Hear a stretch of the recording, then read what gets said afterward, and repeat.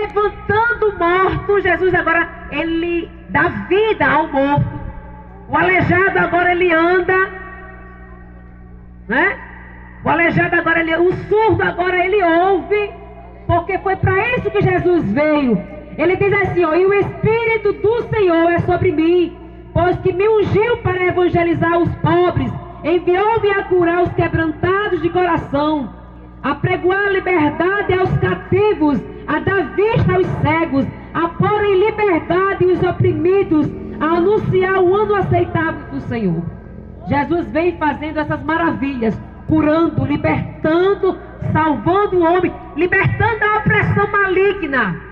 Jesus vem fazendo esse milagre, e por Jesus fazer esses milagres, irmãos, ele se torna conhecido e muitos procuram Jesus. Aí é quando a mensagem agora que o pastor me repassou, é quando Jesus está próximo agora a ser crucificado.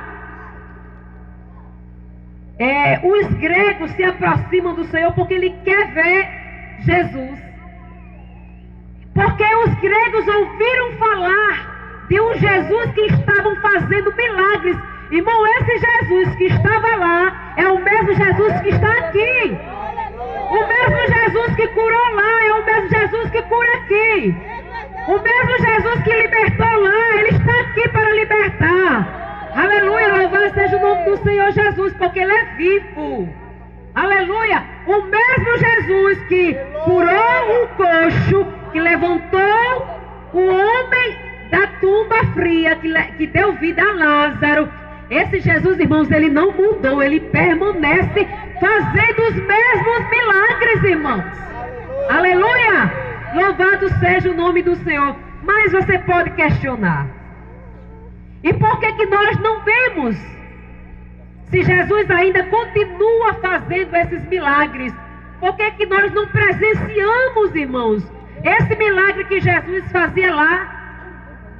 Por que nós não vemos constantemente a obra de Jesus muito evidente, de libertar, de salvar? Salvar a gente ainda vê mais visível, mas de levantar alguém de uma cadeira de roda, de um morto, de uma pessoa morrer e ele ressuscitar, a gente pouco vê essas coisas hoje em dia. Mas a gente vai entender que o problema não está em Jesus, porque ele permanece o mesmo, ontem, hoje e sempre. Se ele não vive fazendo essas maravilhas, é porque a culpa é nossa, irmãos. É porque nós não buscamos ao Senhor como nós deveríamos buscar. É que a nossa fé é tão pouca, irmãos, porque ele diz assim, se creres, verás a glória de Deus. Tem um porém para todas as coisas. Tem uma condição, irmão, para a coisa. Tem sempre uma condição para Deus fazer alguma coisa. Se creres, ó, ele poderia dizer assim, eu vou curar, mas ele diz assim, se creres, eu vou curar. Porém, se creres, eu vou fazer. Porém, se creres.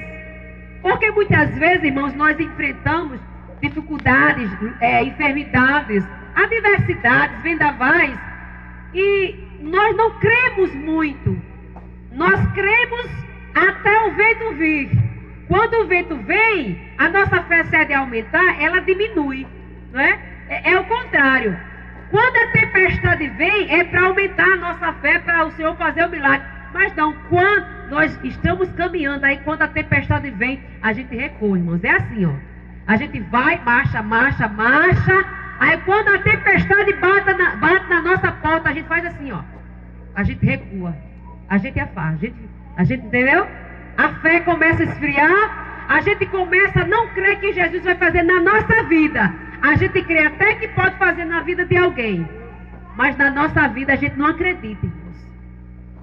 Aí é por isso, irmãos, que muitas vezes Deus não faz muito. Por quê?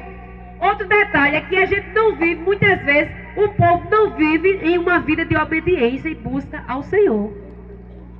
E aí então nós ficamos isentos de ver as maravilhas do céu derramar sobre as nossas vidas. Amém? Louvado seja o nome do Senhor.